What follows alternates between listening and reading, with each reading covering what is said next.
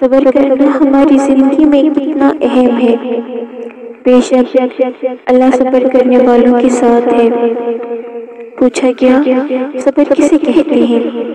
جواب ملا جب تمہاری آنکھیں آنسوں سے بھری ہوئی ہو مگر تمہاری زبان پر شکوہ نہ ہو، دل اس بات کی گواہی دے رہا ہو کہ رب جو کرتا ہے اسی میں ہماری بہتری ہے، زمانے کی گردش سے دل برداشتہ نہ ہو، اس لیے کہ صبر اگرچہ کڑوا ہے مگر اس پر پھل میٹھا لگتا ہے۔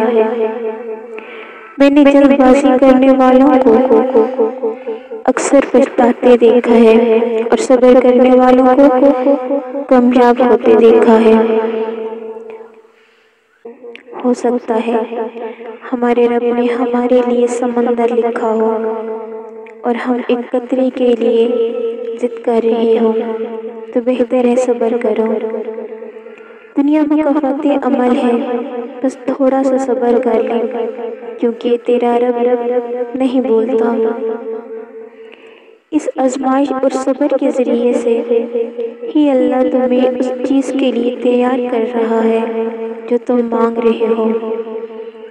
وہ فرماتا ہے یقین رکھو میری مصلحتوں پر میں مایوس ہونے والوں کو راستہ نہیں دکھاتا، اور اگر دیری کا مطلب اللہ کا انکار ہی ہوتا تو وہ اتنے لمبے انتظار کے بعد یعقوب علیہ السلام کو یوسف علیہ السلام سے دوبارہ کیوں ملواتا؟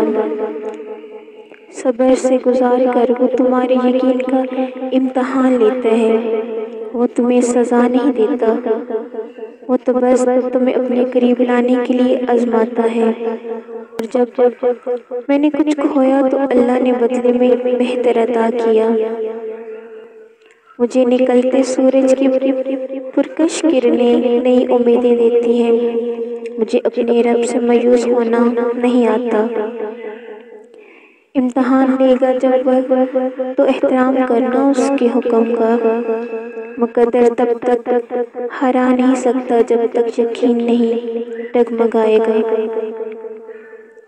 یا رب جب میں مایوس ہو جاؤں تو میری مدد فرما، کیونکہ میری زندگی کے بارے میں تیرے فیصلے میری خواہشوں سے بہتر ہے۔